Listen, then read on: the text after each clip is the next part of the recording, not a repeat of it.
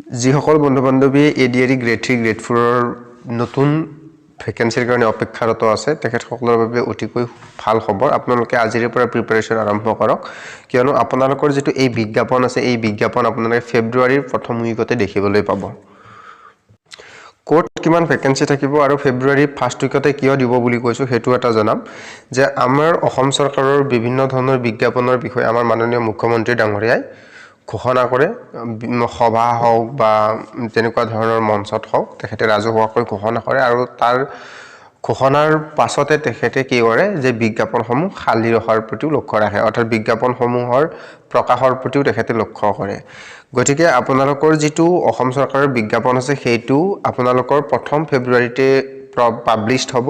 আৰু কিমান পদ পাবলিশড হ'ব হেতু জনাই দিছো যে আপোনালোকৰ যেটো গ্ৰেড 3 গ্ৰেড 4 আছে 3420 প্ৰায় পদ খালি আছে আৰু আপোনালোকৰ যেটো গ্ৰেড 3 আছে হেতু 4580 টা পদ প্ৰায় খালি আছে অৰ্থাৎ মুঠ যেটো পদৰ সংখ্যা প্ৰায় 8000 পদৰ সংখ্যা খালি থকা বুলি কৈছে এতিয়া সম্ভাৱ্য MCC তাৰিখ মই ফাৰ্ষ্ট উইকত কিয় বুলি কৈছো কাৰণ MCC তাৰিখ মডেল কোড অফ কন্ডাক্ট এটো কি হয় 27 ফেব্ৰুৱাৰীৰ পৰা লাগু হোৱাৰ সম্ভাৱনা আছে বা 27 ফেব্ৰুৱাৰীৰ পৰা আৰম্ভ হোৱাৰ সম্ভাৱনা আছে কিয়নো যেহেতু আমাৰ অসম চৰকাৰৰ ইলেকশন আৰম্ভ হ'ব গতিকে ইলেকশন আৰম্ভৰ যেতিয়াই ডেট আহিব অৰ্থাৎ আমি প্ৰায় নিশ্চিত যে এপ্ৰিল আৰু মে মাহৰ ভিতৰতে ইলেকশন হ'ব অৰ্থাৎ এপ্ৰিলতে হ'ব এপ্ৰিলত first phase second phase third phase তেনেকুৱাকে আপোনালোকৰ যেটো ইলেকশনছ আছে হেতু আৰম্ভণি হ'ব আৰু ইলেকশন আৰম্ভ হোৱাৰ আগতে ইলেকশন কমিশনৰ হাতত গুটেইখিনি ক্ষমতা গুছি যায় অৰ্থাৎ চৰকাৰৰ হাতত কোনো ধৰণৰ ক্ষমতা ৰৈ নাযায় বা সীমিত হৈ ৰয় বহুত প্ৰায় নাই বুলিয়ে ক'ব পাৰি এটা মডেল কোড অফ কন্ডাক্ট কি হয় মই এবাৰ দেখুৱাই দিছো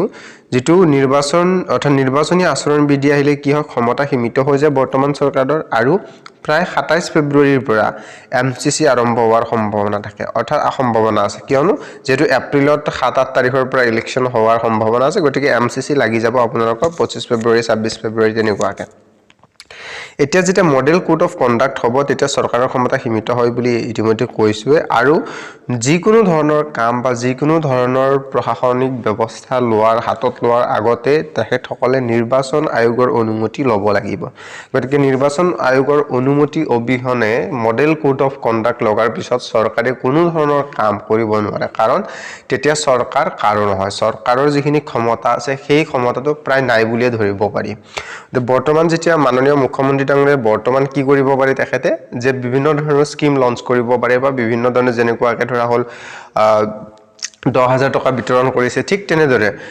তেখেতে বৰ্তমান সময়ত কৰিব পাৰিব কিন্তু যেতিয়াই MCC লাগিব অৰ্থাৎ নিৰ্বাচনী আয়োগে যেতিয়াই এইটো ঘোষণা কৰিব যে আজিৰে পৰা অৰ্থাৎ 27 ফেব্ৰুৱাৰীৰ পৰা মডেল কোড অফ কন্ডাক্ট আৰম্ভ হ'ল গতিকে সেই সময়ৰ পৰাই না চৰকাৰৰ প্ৰশাসন ব্যৱস্থা হওক বা বিৰোধী প্ৰাৰ্থিত্বই হওক কোনো ধৰণৰ তেনেকুৱা আচৰণ কৰিব নোৱাৰিব যি নেকি আমাৰ ইলেকশনত প্ৰভাৱ পৰিব গতিকে সেই কাৰণে যেহেতু মাননীয় মুখ্যমন্ত্ৰী ডাঙৰীয়াৰ প্ৰচাৰ আৰু প্ৰসাৰো কৰিব লাগিব তেখেতে ইলেকশনৰ সময়ত তেখেতে বহু ঠাই ভিতৰ ঘুৰিব লাগিব বা ভ্ৰমণ কৰিব লাগিব গতিকে আপোনালোকক